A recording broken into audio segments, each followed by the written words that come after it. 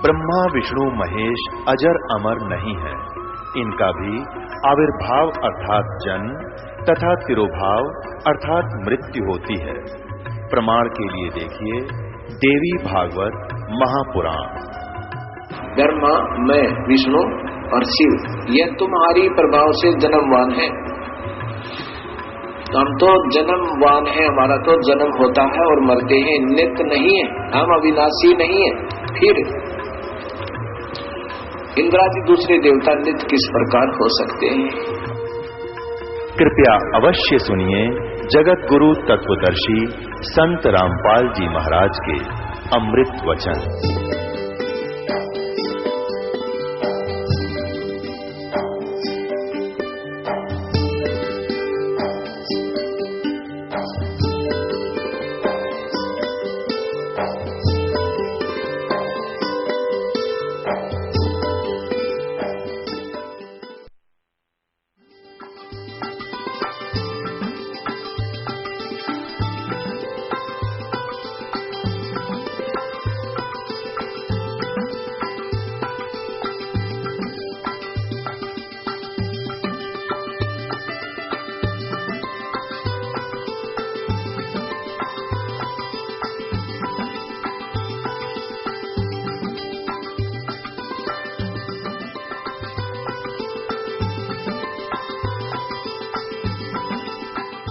श्री विष्णु जी को तो ब्रह्मा जी, नारद जी, व्यास जी कह रहे हैं कि ये सुप्रीम पावर। विष्णु जी कह रहे हैं मैं तो तपस्या करता हूँ, दुर्गा की साधना करता हूँ, उसकी भक्ति करता हूँ, इसके ऊपर कोई भगवान मैं नहीं जानता। दुर्गा कहती है कि ओम जाप है, ब्रह्म सबसे सुप्रीम पावर है, उसका जाप करो तुम्हारा कल्याण हो और ब्रह्मलोक में चले जाओगे। पवित्र श्रीमद् भगवत गीता अध्याय 8 के श्लोक 16 में लिखा है कि ब्रह्मलोक पर्यंत भी सभी जन्म मृत्यु में आते हैं और जब तक जन्म मृत्यु है जीव सुखी नहीं हो सकता, उसका कल्याण नहीं हो सकता। अब ब्रह्म कहता है गीता जी में आपको सुना ही दिया कि उस परम अक्षर ब्रह्म की पूजा करो, उससे तुम्हारा पूर्ण मोक्ष होगा, फिर कभी जन्म नहीं होगा।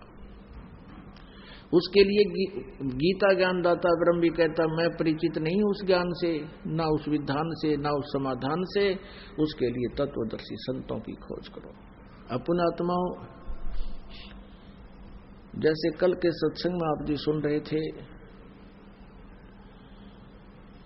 कि जितने भी ऋषि महर्षि संत हुए हैं ये कहते हैं कि प्रारब्ध का कर्म प्राणी को भोगना ही पड़ता है, भोगे से ही समाप्त होता है।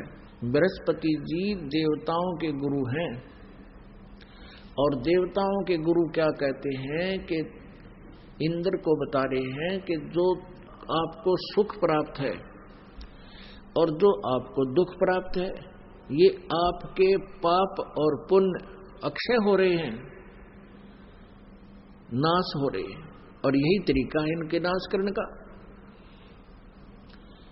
जैसे आप सुखी हो तो आपके पुण्य नाश हो रहे हैं, उनका भट्ठा बैठ रहा है पुण्यों का, और यदि आप दुखी हो तो आपके पाप नाश हो रहे हैं। ये प्रोसीजर, ये प्रोसेस बताया इन्होंने, लेकिन ये है इनका अपना लोक वेद, न ये वेदों का ज्ञान है और न ही ये कोई और अन्य किसी जिसने परमात्मा प्राप्ति की है उस महापुरुष का विधान है।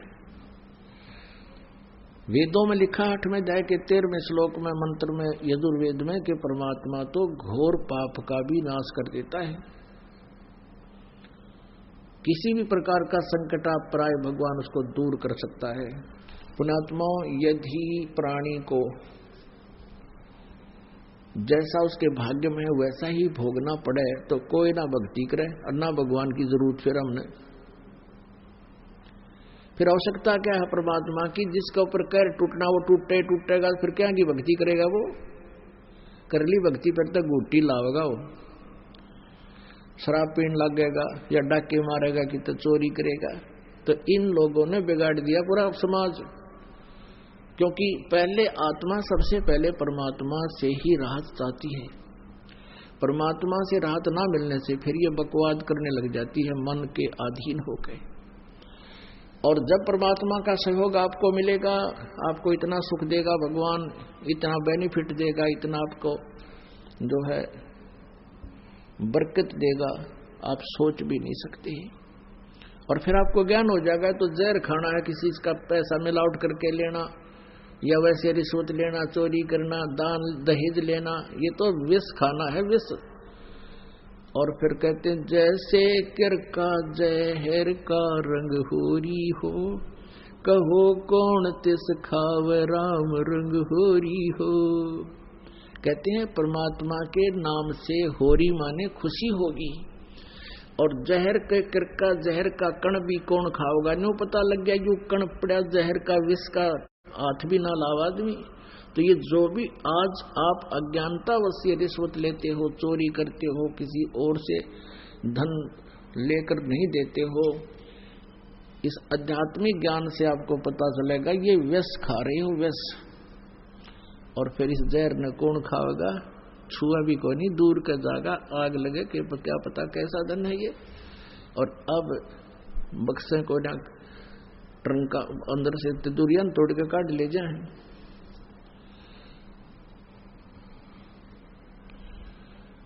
कल असंग सुनाया था इस दास ने आपको कि स्वामी रामानंद जी और परमेश्वर कबीर जी की गोष्ठी हो रही थी। वहां पर एक महादुखी ब्राह्मण पहुंच गया, क्योंकि महर्षि जो रामानंद जी थे, स्वामी रामानंद जी, वो केवल ब्राह्मणों को ही शिष्य बनाते थे, उनके ही गुरु बनते थे। और एक ब्राह्मण बहुत गरीब घर में, बहुत उसके ऊपर दोना संकट आया हुआ था, अपने यानी वो अर्थार्थी भी था, आर्त भी था, ना वो जिज्ञासु था ना ज्ञानी था। दो प्रकार के उसके ऊपर आपदाएं थी। एक तो घना निर्धन था, और ऊपर से अपने परिवार के ऊपर उसके ऊपर संकट आया हुआ था। उसके बच्चे बीमार, उसकी पत्नी बीमार, वो स्वयं भी दुखी, और बहुत बुरा हाल था। और स्वामी जी ने बहुत कुछ साधनाएं बताई थी, लेकिन वो उसको कोई राहत नहीं मिली। तो जब राहत नहीं मिली तो आखिर में ये सभी यही कहते हैं कि ये तेरे प्रारब्ध कर्म है, ये भोगना ही पड़ेगा। तो ऐसे लेक्चर झाड़ रहा था स्वामी रामानंद जी उस अपने शिष्य ब्राह्मण को। परमात्मा कबीर जी ने कहा, स्वामी जी जो आप कह रहे हो कि प्रारब्ध का कर्म तो भोगना ही पड़ता है, क्या कौन से ग्रंथ में लिखा है? रामानंद जी ने कहा कि देवी पुराण में लिखा है, और बृहस्पति जी भी यही कह रहे हैं, शुक्राचार्य जी भी यही कह रहे हैं, ब्रह्मा जी भी यही कह रहे हैं।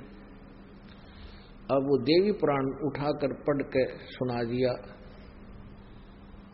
स्वामी रामानंद जी ने, जैसा कल दास ने आपको शुक्राचार्य जी के और बृहस्पति जी के विचार सुनाए थे, और ब्रह्मा जी के, कि उन्होंने कहा है कि कर्म तो भोगने से ही कटता है, सुख हो चाहे दुख, प्राणी को भोगना ही पड़ेगा। तब परमेश्वर ने कहा था कि आप वेदों को ऑथेंटिक मानते हो या पुराणों को? अब रामानंद जी और का ज्ञान तैसा ही था, बालकों जैसा। तो रामानंद जी कहने लगे, स्वामी जी कि मैं दोनों को ही ऑथेंटिक मानता हूं, वेदों को भी ऑथेंटिक मानता हूं और पुराणों को भी ऑथेंटिक मानता हूं, क्योंकि इनका राइटर एक ही है। तब परमात्मा ने बताया कि राइटर इज राइटर। राइटर तो राइटर ही होता, लेखक था वो।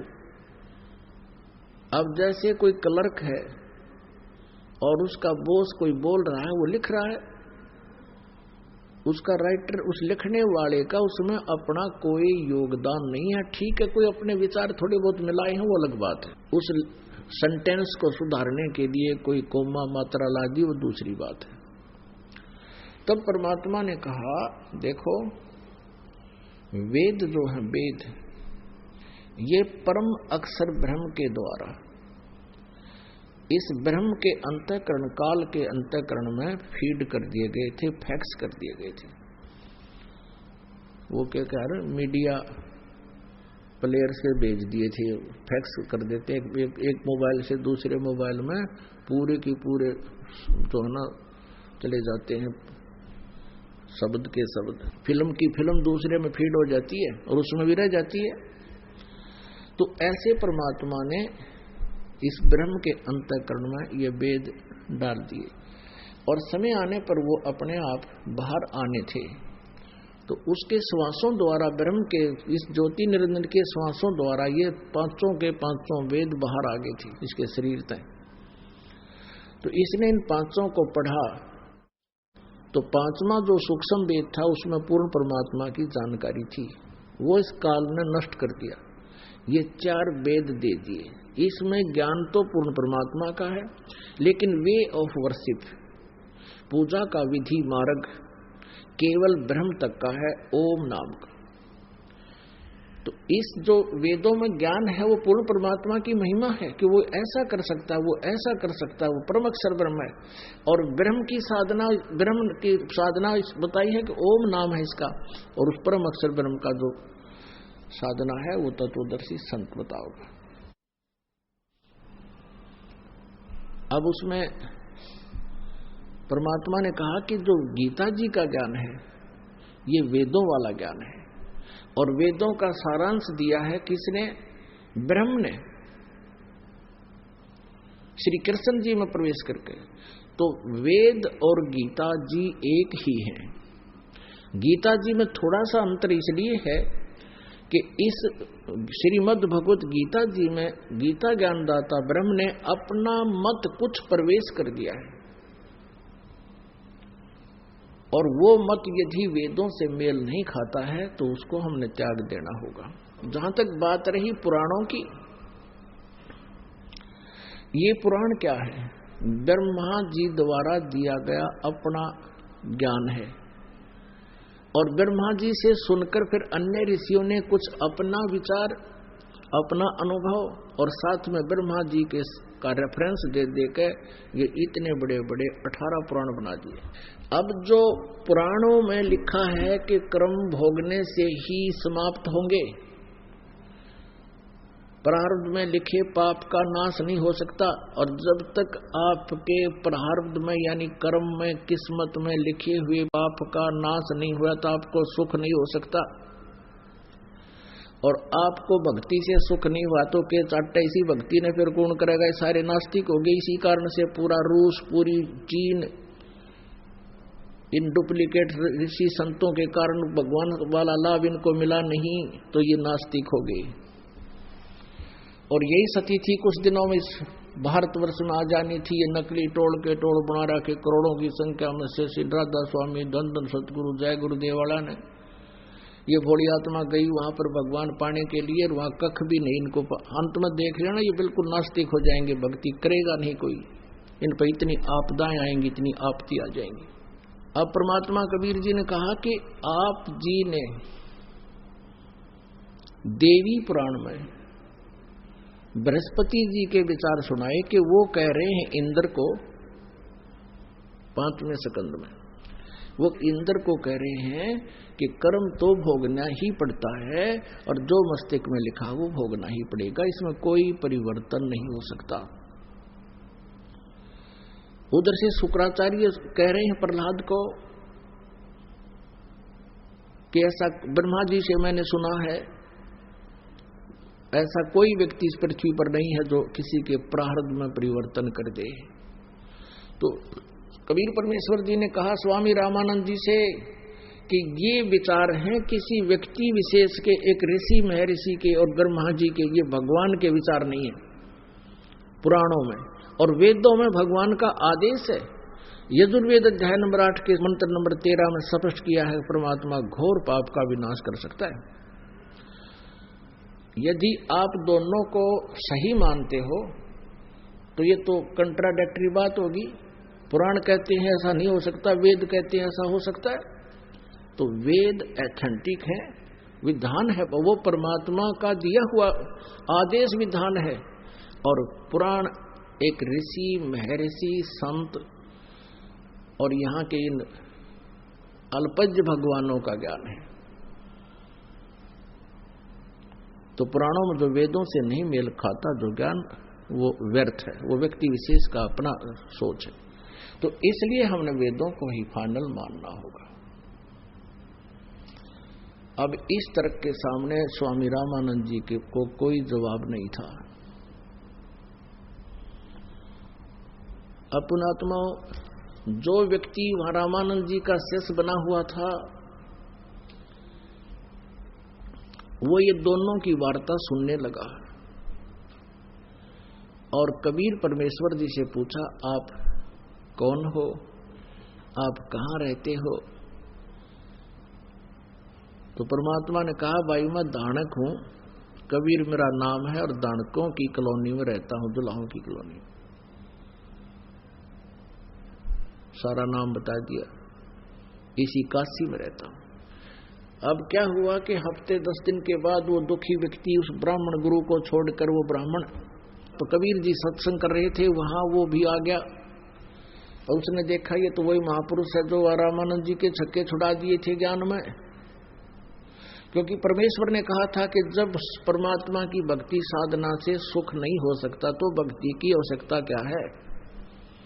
तो उसका वह बात खटेगी थी। सचमुच ये तो 2 अक्षर की बात है। तो फिर परमात्मा कबीर जी से उसने कहा, भगवान मैं बहुत दुखी हूं। तो परमेश्वर ने कहा, भाई मैं जुल्हा हूं, शूद्र और तू ब्राह्मण है, देख ले तेरा समय आज फिर तने गड़ेगा।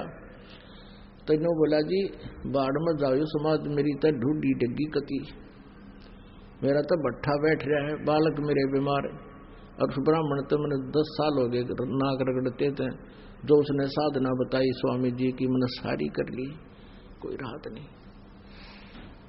परमात्मा ने उसको मंत्र दिया कि ये जाप कर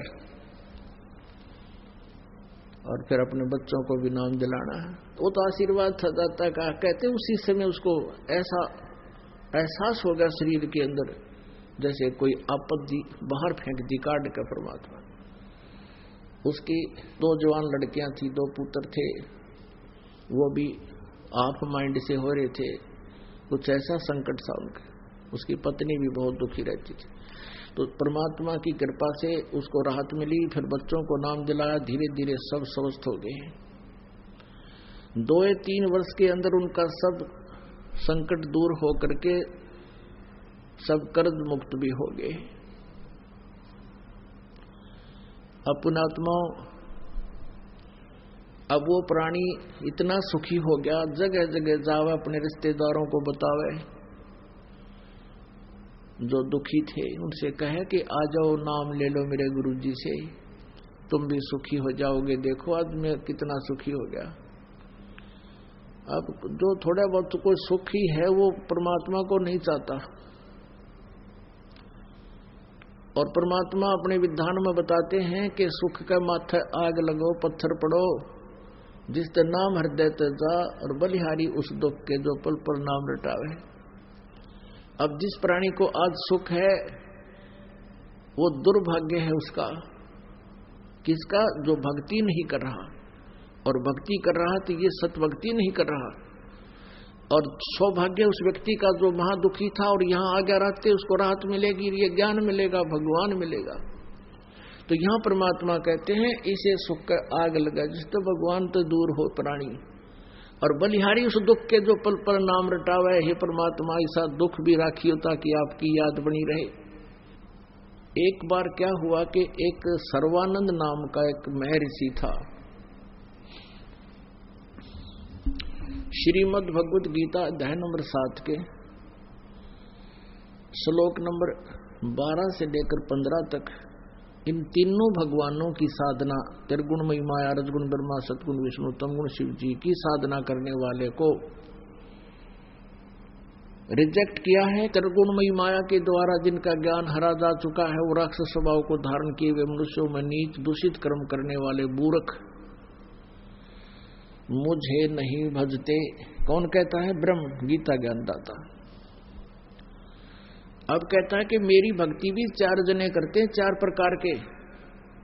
एक आरत, गीता जी अध्याय नंबर 7 के श्लोक 16 से लेकर 18 तक बताया है। एक आरत, दूसरा अर्थार्थी, और तीसरा जिज्ञासु, चौथा ज्ञानी। फिर उन्होंने क्या कहा है कि आरत तो वो होता है जिसके ऊपर कोई आपत्ति आ जाती है, और वो उस संकट के निवारण के लिए वेदों के मंत्रों से ही अपनी क्रियाएं करता है। वो कोई और सहारा नहीं लेता, जैसे जय गणेश देवा माता थारी पार्वती, ये इस तरह के कथाएं, ये गीत नहीं गाता वो केवल वेदों के मंत्रों से ही अपना समाधान चाहता है। और ऐसी अर्थार्थी धन के लाभ प्राप्त करने वाला भी वेदों के मंत्रों से ही अपनी क्रियाएं करता है, अन्य कोई किसी की बनाई हुई कविताओं का सहयोग नहीं लेता। तो वो मेरा पुजारी है, ब्रह्म पुजारी है। और तीसरा वो होता जिज्ञासु। जिज्ञासु क्या होता है कि जैसे परमात्मा की तरफ में कोई पुण्यात्मा घर से चलता है, साधु संतों से मिलता है, तो वो उनसे ज्ञान ग्रहण कर लेता है। 2 से 4 से 10 से 5 से 20 से उसने जो भी खचड़ा ज्ञान प्राप्त होता है वो अपने अंतःकरण में ठोक के और फिर वक्ता बन जाता है। तो इसको भी गीता ज्ञानदाता ने रिजेक्ट किया है कि ये 3 मुझे पसंद नहीं। चौथा जो ज्ञानी है वो मुझे पसंद है और उसको मैं पसंद हूं, वो मुझे अच्छा लगता है। अब हम यहाँ जिज्ञासु के ऊपर आते हैं। जिज्ञासु एक सर्वानंद नाम के, जैसे ये महर्षि दानंद जो नकली इस कलयुग का महर्षि दानंद, ये जिज्ञासु था।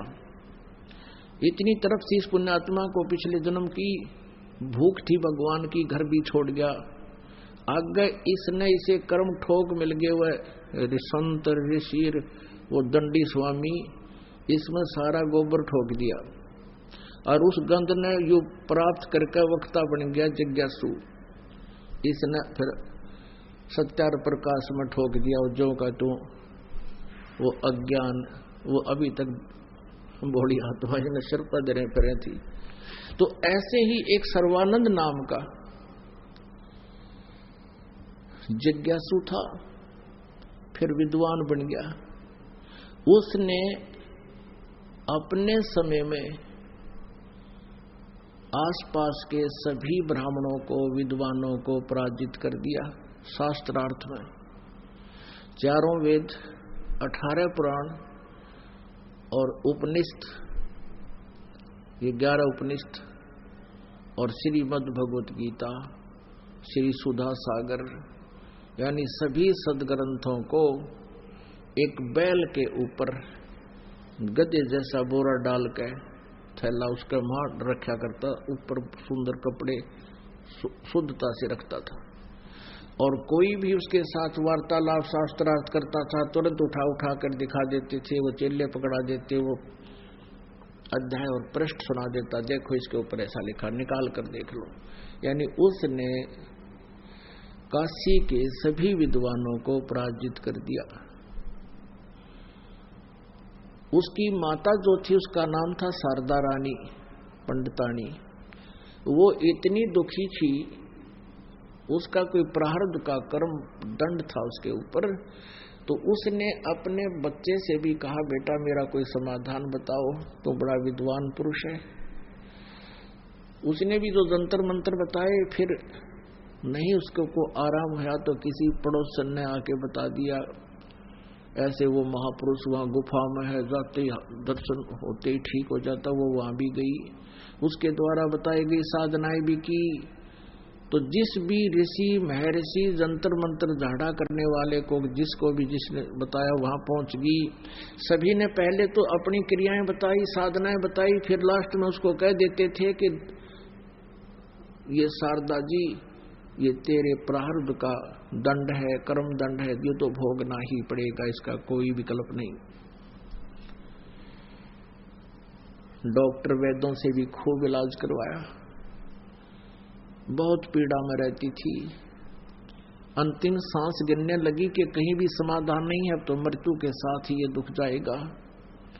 एक दिन वही पंडित जो उनका रिश्तेदार था, जो पहुंच रहा था घर घर जाके बता दो रिश्तेदारों को, आ जाओ गुरुजी आ रहे हैं, भगवान उतर रहे हैं, आ जाओ भगवान आए हैं, तुम्हें सुख हो जाएगा। वो भी पहुंच गया वहां कुदरती शारदा जी के घर पे। शारदा जी से पूछा, हाँ, उससे पहले शारदा जी के पास एक बहन गई, कबीर जी की शिष्या, परमेश्वर कबीर जी की शिष्या, और उसने कहा कि शारदा जी कुशल मंगल पूछा। तो उस शारदा जी ने कहा, सर्वानंद की माता जी ने कहा, बहन क्या बताऊं, मेरे जितना दुखी इस पृथ्वी प्राणी नहीं। मैंने सब जगह इलाज करवा लिया, सब जगह ट्रीटमेंट, सब जंतर मंत्र, साधनाएं, भक्ति सब कर ली, मुझे कोई राहत नहीं मिली। सभी ने ये कह दिया है कि ये तेरे मृत्यु के साथ ही तेरा कष्ट अंत होगा। उस बहन ने, परमेश्वर कबीर जी की शिष्या ने कहा कि शारदा एक अर्ज मेरी मान ले, तो हमारे भगवान से, गुरुदेव से उपदेश ले ले, परमात्मा आए हैं। शारदा ने कहा कि कौन है आपके गुरुजी? वैसे तो मेरा दिल टूट चुका है, पृथ्वी पर कोई समाधान करनिया नहीं है, फिर भी आप इतना दृढ़ता से कह रही हो, बताओ आपके गुरुजी कौन है, कहाँ है, ट्राई कर लेती हूँ। उस बहन ने कहा कि मेरे गुरुदेव कबीर जी हैं, परम पूज्य कबीर जी। उसने पूछा, शारदा ने पूछा, वो कहाँ रहते हैं? परमात्मा की शिष्या ने बताया कि वो जुलाहों की कॉलोनी में रहते हैं। जुलाहों की कॉलोनी में क्या काम करते हैं? कि वो कपड़ा बुनते हैं, धानक है, वो कहा जुलाहा है, धानक है, और क्या जुलाहों की कॉलोनी में, और पंडित जी क्यों करेंगे? ये तो अंडरस्टूड है। वो एकदम तो पड़ी थी खाट पर बैठ की, ने बोली, खबरदार जब मुझे ऐसा बोला है, हमारी तो इज्जत का नाश हो जाएगा, हम दानक से नाम लेंगे, जुलाहे से, शूद्र से। तो उसने कहा, भी ना ले तो मर सड़क उठकागी। अब ऐसे ही परमात्मा कहते, सोशल सीधर मैं करूं अपने धन के काज। ये हम सब उस परमात्मा कबीर जी के बच्चे हैं। इस काल ने अपने दूतों के द्वारा हमें ही, हमारे ही में से ही अपने दूत सेलेक्ट कर रखे हैं, जो मिसगाइड करते फिरते हैं और भगवान से दूर कर रखे हैं। लेकिन वो भगवान, वो परमात्मा हमारा पिता है, और पिता अपने बच्चों में भेदभाव नहीं करता। फिर उसको प्रेरणा हुई, जो रामानंद जी का शिष्य था, फिर कबीर जी के पास आकर सर्व सुख प्राप्त कर चुका था, वो कुदरती पहुंच गया उस अपनी रिश्तेदारी में। पुरानी सी रिश्तेदारी थी शारदा जी के साथ। वहां कुशल मंगल हुआ तो पता चला कि वो तो बहुत दीर्घ रोग से है, असाध्य रोग से पीड़ित है। शारदा जी ने सारी कथा सुना दी कि मैंने सब जगह देख लिया, कोई राहत नहीं। तो उस व्यक्ति ने कहा, जो वो ब्राह्मण था, उसने कहा, शारदा आप मेरी रिलेटिव भी हो, मुझ पर विश्वास करना, मैं कितना दुखी था, मेरे ऊपर कितनी आपदाएं थी, मेरी क्या स्थिति थी, आप खूब परिचित हो, खूब परिचित हो, और मैं सब स्वस्थ हो गया, मेरे बच्चे भी स्वस्थ हो गए, मेरे घर पर भी आज सुख 2 समय की रोटी बहुत अच्छी मिल रही है, आपका कष्ट नहीं रहेगा, आप मेरे गुरु जी से उपदेश ले लो। तो उसने सोचा कि शारदा को एक आशा की किरण दिखाई दी कि ये तो ब्राह्मण है, इसने अवश्य कोई ब्राह्मण गुरु बनाया होगा। तो उसने पूछा, आपके गुरुजी कौन है, क्या नाम है, कहाँ रहते हैं? तो उस व्यक्ति ने बताया, मेरे गुरुजी परम पूज्य कबीर साहब जी हैं, और यहाँ हरिजन कॉलोनी में रहते हैं, जुलाहों की कॉलोनी में। उसका फिर 3 टोड़ी पड़ी, कहती वो धानक, वो नीरू का पुत्र, कि उसने सारा वेरीफाई कर लिया था कि नहीं, मैं उससे उपदेश नहीं ले सकती, और तूने ब्राह्मण होकर इज्जत का नाश करवा दिया, तूने जुल्म कर दिया है, क्या कहेगा तुझे ब्राह्मण समाज? तब उसने सारी कहानी बताई कि पहले इस ब्राह्मण समाज ने मृत के दे दिया था, रिश्तेदारों के पास जाता था, 10 रुपए उधारे लेने मुंह फेर लिया करते थे, और मुझे देखते ही न सोचा करते ये आपत्ति आ गई, कुछ मांगण आया होगा, और आज मेरे पास वो सुख दे दिया इस परम पिता ने, और बाढ़ में जाओ तेरा समाज। और यदि तूने अपनी जान बचानी है तो शारदा नाम ले ले, और आज तू ब्राह्मणी है, कल न मृत्यु होकर तू हरिजना का पैदा होगी तो फिर क्या कर लेगी? क्या तेरे हाथ में सब कुछ? तो वह काफी झंझोड़ दी उसने, और इस बात से वो परिचित थी कि इसका दस बहुत दुरुक्ति हो रही थी। अब क्या होता है, परमात्मा भी कच्चे काम नहीं करता। ऐसे ही कोई भगत और पहुंच गया उसके पास, एक भगतनी, उसने भी शारदा को छेड़ दिया कि तू वहां से नाम ले ले, मैं भी नाम ले रही हूं, देख मेरा सुख हो गया, मेरा ये तकलीफ थी, मेरा बेटे की ऐसी आनी थी। उसने वह विवश होगी इस बात को सोचने पर ये कहानी क्या है। फिर उसने मन में ठान ली कि यदि आसपास कहीं उनका सत्संग होगा कबीर भगवान का, तो मैं परीक्षा लूंगी गुप्त रूप से, और यदि मुझे राहत मिली तो मैं तुरंत स्वीकार कर लूंगी, फिर ना मानू किससे की। अब कहते हैं परमात्मा, कहते हैं चिट्ठी पायल बाजे पैर, साहिब सुनता है सब लहर। वो तो अंतर्यामी है और अपनी प्यारी आत्मा को लेकर छोड़ते हैं शरण में, जो किसी जन्म में कहीं मालिक के शरण में रही हैं। कहते हैं जो जन मेरी शरण है ताका हूं मैं दास, गेल गेल लाग गया फिरूं जब लग धरती आकाश। आप आज के नहीं हो, 64 लाख शेष तो काशी में बने थे, उस टाइम भी आप थे परमात्मा के साथ, लेकिन आप भगवान को पहचान नहीं सके, अभी तक यही धक्के खा रहे हो, नहीं तो उसी समय हम चले जाते सतलोक में।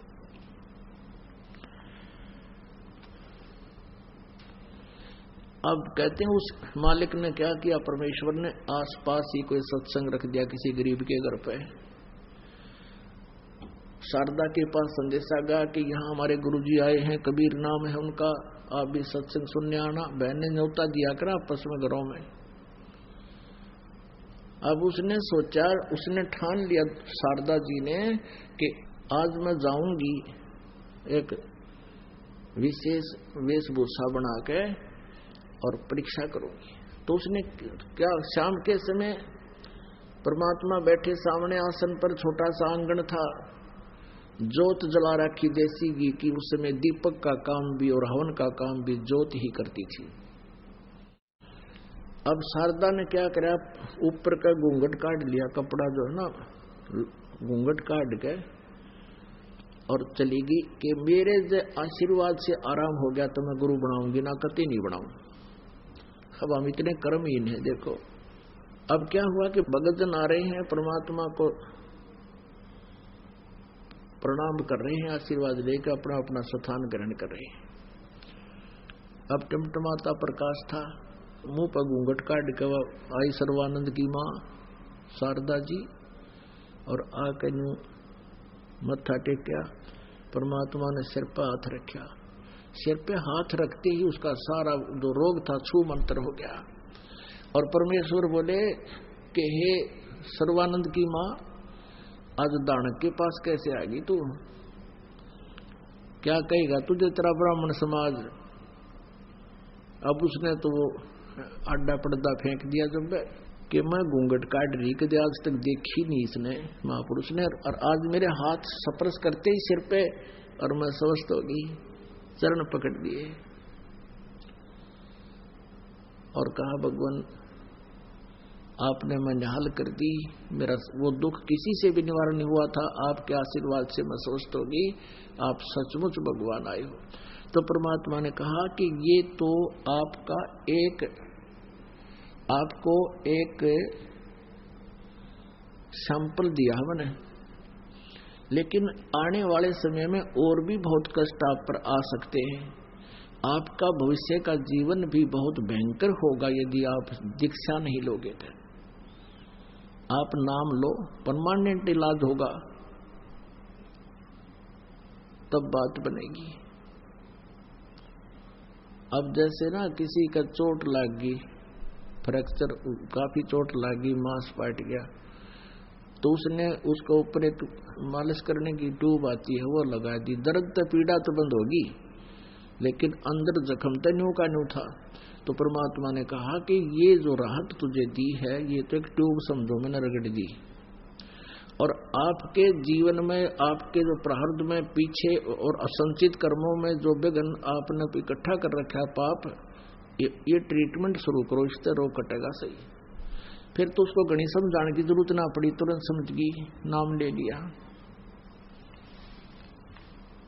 उपदेश ले लिया, और खड़ी होकर कहने लगी कि मेरे साथ ये जुल्म हुआ था। सब बैठे थे उपस्थित श्रोताओं को, मैं इतनी दुखी थी, आज परमात्मा के आशीर्वाद से मैं स्वस्थ होगी। अब उस समय एक धानक जुलाहे यानी शूद्र से उपदेश लेना ब्राह्मणी का, और वो ब्राह्मणी जिसका बेटा वेल नोन संत ब्राह्मण हो, तो पुण्यात्माओं इसको ब्राह्मण कहते हैं। कहते ब्राह्मण सोए तो ब्रह्म पछाड़े। उसके बाद वो इतनी दृढ़ होगी कि वो कुछ भी कहता रहा, अपना कवाड़ मूंज लेती, को पड़ोसन आकर बकवाद करती, ब्राह्मणी तने इज्जत का नाश कर दिया, तू के सोची नो है वह कवाड़ बंद कर लेती भौंकण देने। ये जब कित गई थी, जो मैं पड़ी कर रहा करती, ये ब्राह्मणी बन कहेगी ये ठेकेदार नहीं होगी मेरी ये। तो कहने का भाव ये है, परमात्मा ने ऐसे ऐसे सुख दिए, और ऐसे ऐसे सुखों को देखकर आसपास के बहुत बुद्धिमान व्यक्ति परमात्मा के से सोने लगे।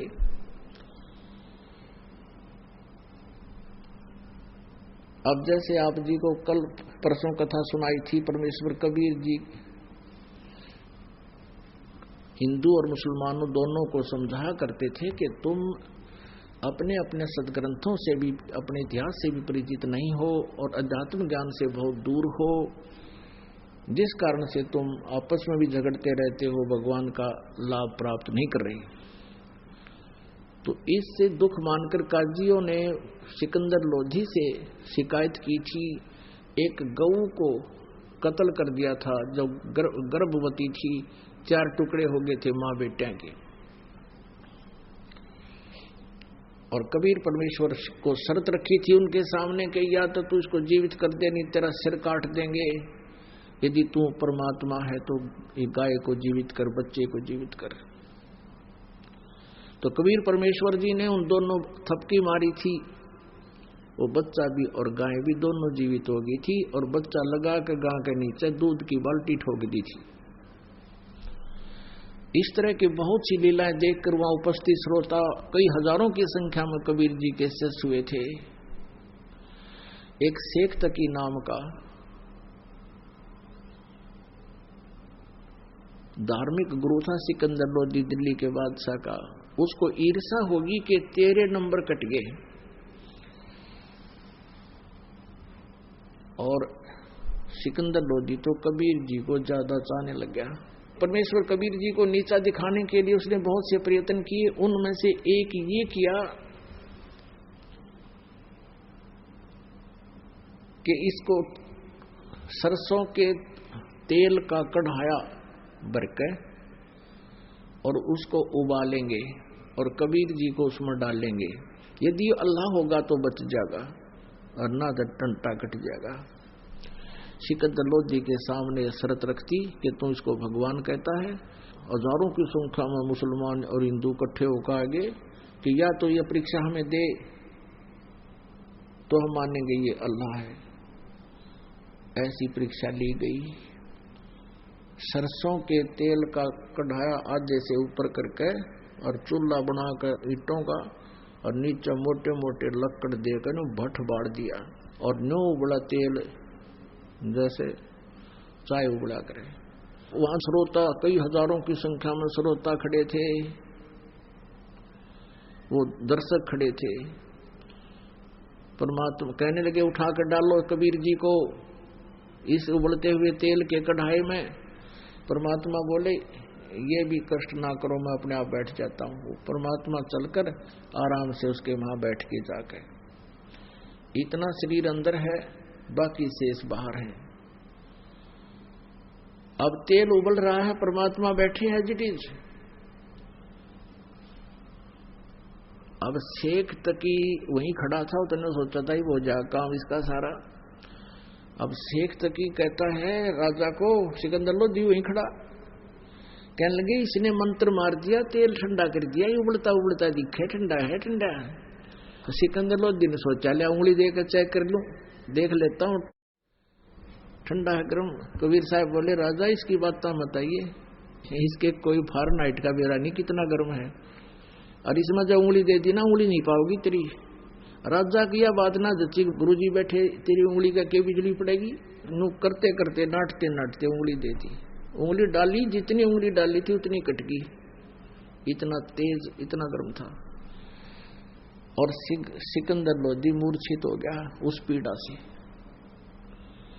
तो परमात्मा बाहर आए, उस राजा को मूर्छा से ठीक किया और उसकी उंगली पूरी कर दी। जब उसकी पीड़ा मिटी, उंगली भी पूरी कर दी। अब वो जो दुष्ट टाइप के लोग थे ईर्षालु, वो तो मान्य नहीं, लेकिन वहां कई हजारों की संख्या में जो दर्शक थे, कई हजारों ने उपदेश दिया, परमात्मा के शेष हो गए। तो ऐसे बहुत से दुख निवारण किए परमात्मा ने, कबीर परमेश्वर जी ने। 64 लाख शेष सन 1398 से सन 1518 तक परमात्मा 5 वर्ष की आयु में उपदेश दीक्षा करने लगे थे और रामानंद जी को अपना गुरु भी बना लिया था। रामानंद जी को अपना स्वरूप भी दिखा दिया था। रामानंद जी को एक केवल औपचारिक गुरु के रूप में रखा था ताकि आने वाले समय में मर्यादा बनी रहेगी। तो उस दौरान 64 लाख शेष हो गए थे परमात्मा के। पुण्यात्माओं, हम भगवान को पहचान नहीं सके। उसमें हम 64 लाख उनके अनुयायी तो बन गए थे, लेकिन अपने दुखों का निवारण होने के कारण हम उनके शरण में रहे। लेकिन परमात्मा ये चाहते हैं कि ये मुझे भगवान मान ले, तब ये पार हो सकेंगे। अब क्या बताते हैं कि जैसे आप जी इस ज्ञान से संपूर्ण रूप से परिचित हुए नहीं कि कबीर इज गॉड, तो आपको कोई भी भ्रमित कर देगा और आप परमात्मा से दूर हो जाओगे। तो क्या देखा, एक समय क्या हुआ कि एक गणिका, एक वैश्या थी प्रसिद्ध काशी की, उस बेटी ने एक दिन भगवान का सत्संग सुन लिया। अपने मकान में बैठी बैठी ने झांकी में बैठ गई, कहीं आसपास सत्संग हो रहा था। रात का सत्संग, आवाज दूर तक जाती है।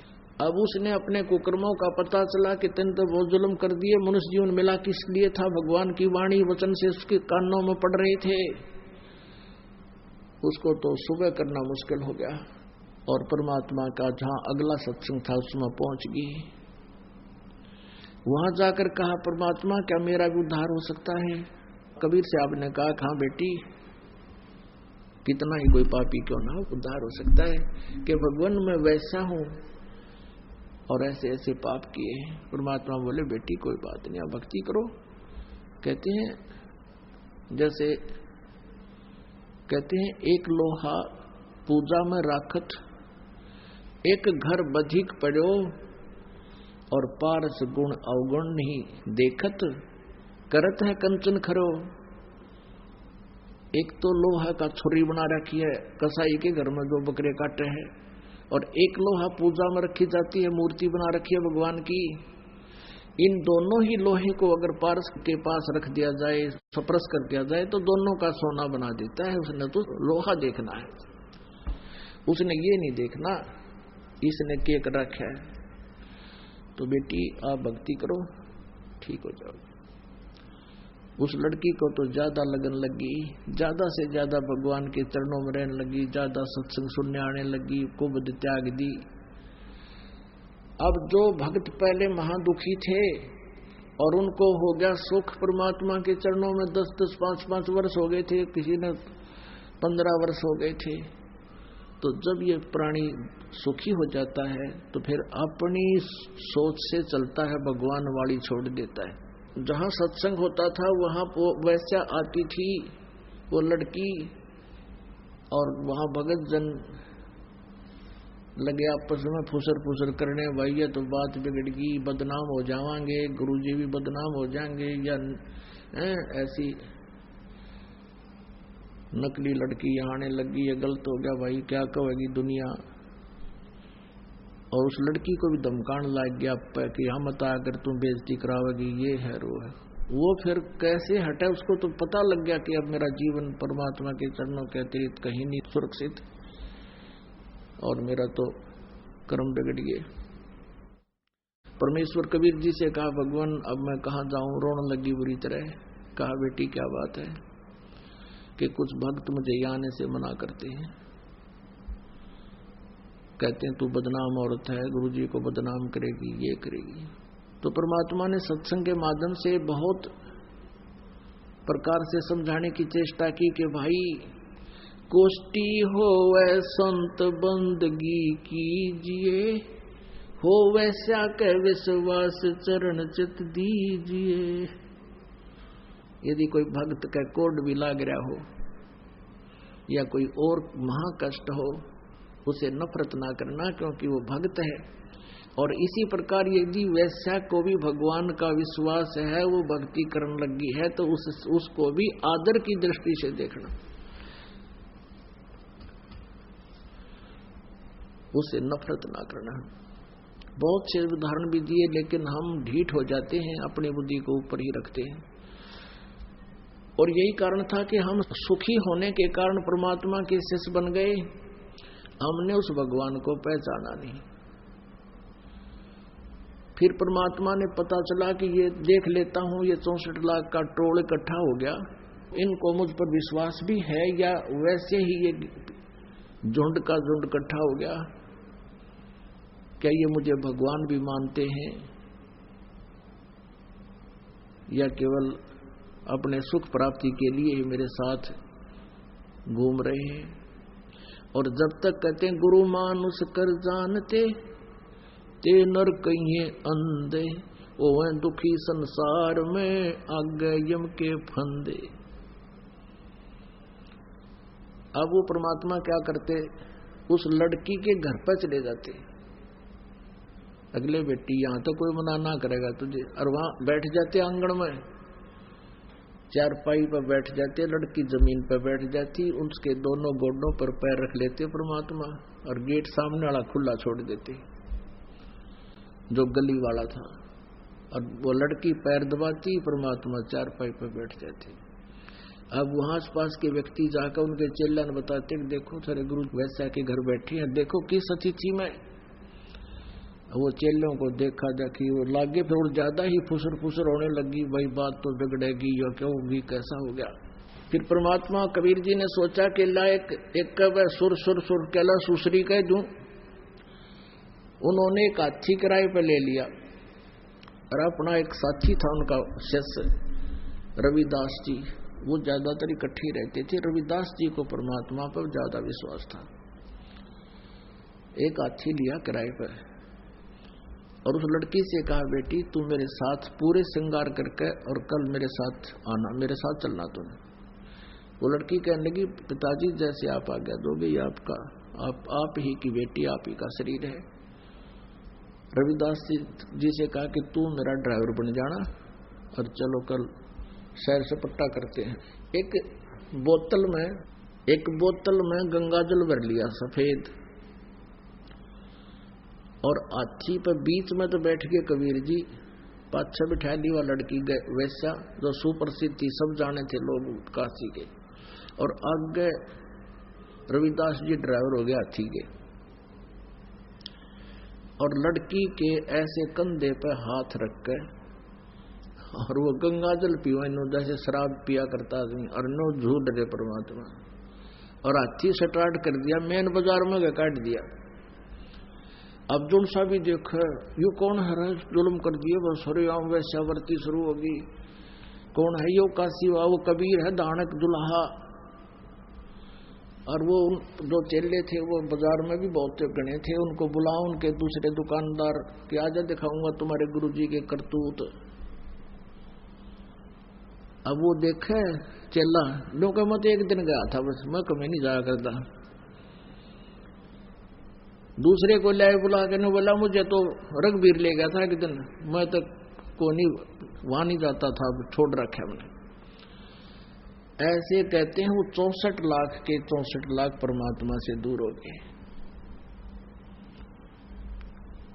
अब क्या बताते हैं, बड़ुआ बड़ुआ सब कहें और कोई न जाने खोजे, दास गरीब कबीर करम ये बांटे सिर का बोझे।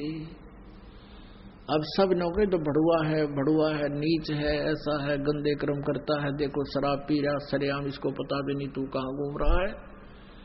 गरीबदास जी कहते हैं वो मूर्ख लोग तो बड़ुआ कह रहे हैं, लेकिन परमात्मा अपने सर का वजन तार रहे हैं कि 64 लाख का जो वजन रख लिया, और इनमें यदि शेष है तो गुरु जी में कभी अविश्वास नहीं हो सकता और वही पार हो सकते हैं। तो इस प्रकार वो 64 लाख के 64 लाख शेष परमात्मा से दूर हो गए। उनमें से 2 अर्जुन और सरजुन नाम के थे, वो बाहर गए हुए थे। उसमें जो परमात्मा ने लीला की वो वापस आए। शिष्यों ने कहा भाई गुरु जी ने तो सारा काम बिगाड़ दिया, भाई गुरु जी तो शराब पीने लग गए और ऐसे ऐसे सारी कहानी बताई। तो वो कहने लगे रे तुम्हारी जबान कट जाएगी, ऐसा मत बोलो, हम जानते हैं उनको, तुम समझे नहीं हो। अब 1, 2, 20, 30, 50, 100, 1000, लाख आदमी एक बात कहे, कह रहे तो हम सच्ची कहे, हमने क्या देखा। तो वो भी डगमग हो गए, कहने लगे तू देख लिया श्याम ने उस वैश्या के घर बैठे पाऊंगी। वो दोनों शाम को गए तो परमात्मा ने उनकी भी वो रह रहे थे पिछोड़ मारनी, वही पोजीशन उस दिन बना ली, बेटी सामने बैठी। तब अर्जुन सरदन भी नो कहने लगे गुरु जी यहाँ ना बैठा करो तुम, ये तो एक बदनाम औरत का घर है। तब परमात्मा ने कहा अर्जुन सरदन तुम मेरे शिष्य नहीं मेरे गुरु बन गए, क्यों मुझे सलाह देने लगे, भाग जाओ यहाँ से। सतगुरु यहाँ ना बैठियो, ये द्वारा है नीच। अर्जुन सरजुन ठाहरे सतगुरु की प्रतीत, ऊंच नीच में हम रहें ये हाड चाम की दे। अर्जुन सरजुन समझियो तुम करियो शब्द सने। अरे बोले आदमी हम तो सब जगह व्यापक हैं, हमें पता है ये क्या सांग है, ये हमारा बना हुआ हाड और मांस है, तुम अपनी भक्ति कर दो, नाम दे रखा कल्याण करवा लो चुप करके। फिर उनकी बात समझ में आ गई तुमने तो गलत कर दिया। फिर चरण पकड़ लिए प्रभु हमें अक्षमा कर दो। परमात्मा बोले बेटा अब तुम्हारे अंदर वो बात नहीं रह सकती जो पहले थी, तुम दोष आ चुका है और ये दोष नहीं आना चाहिए। कि अब तुम मुझसे दोबारा उपदेश भी ले लोगे तुम पार नहीं हो सकते। तो इस बात से वह बहुत दुखी हो गए। हे भगवान फिर पता नहीं कब मनुष्य जीवन मिलेगा। बुरी तरह रोने लगे, टक्कर मारने लगे मालिक के चरणों में जमीन पर कि हमारा क्या होगा, फिर ना जाने कब जन्म होगा, कब आप जैसे महापुरुष मिलेंगे। तब परमात्मा ने कहा जब वो छक्का दुखी हो लिए सच्ची आत्मा से माफी मांगने लगे तो कहने लगे भाई इसी जन्म में तुम्हारा कल्याण कर दूंगा, लेकिन मैं फिर कभी फिर आऊंगा दोबारा और फिर मैं अपने किसी हंस को उपदेश देकर जाऊंगा, उसे तुम नाम लेना जब कल्याण होगा। तो गरीबदास साहिब जी को मिले परमात्मा, कबीर जी उनको उपदेश दिया, अपनी महिमा से परिचित कराया और उनको नाम देने का आदेश दिया। उनसे उपदेश लेकर फिर अर्जुन सरजुन का कल्याण हुआ और बाकी 64 लाख परमात्मा से विमुख हो गए थे, लेकिन वो चार्ज कर गए थे आपकी बैटरी उस समय, उसी से आपको अब मनुष्य जीवन मिलता हुआ आ रहा है। आज फिर आपको ढूंढ रहे हैं और आप परमात्मा को पहचान रहे हो, आपका अब कल्याण होगा। अब उन फाउल पॉइंटों को जो पहले हम गलतियां कर चुके हैं अब याद रखना, अब वो भूल फिर ना पड़े। वो परमात्मा ने इसीलिए किया था कि जब पीक टाइम आऊगा कदे वो उस टाइम मारना खा जाएंगे नालायक। तो अब वो आ गया भाई सुप्रीम टाइम भगवान की भक्ति का, तो इसमें परमात्मा को समझो, पहचानो और कल्याण कराओ। बोलो सतगुरुदेव।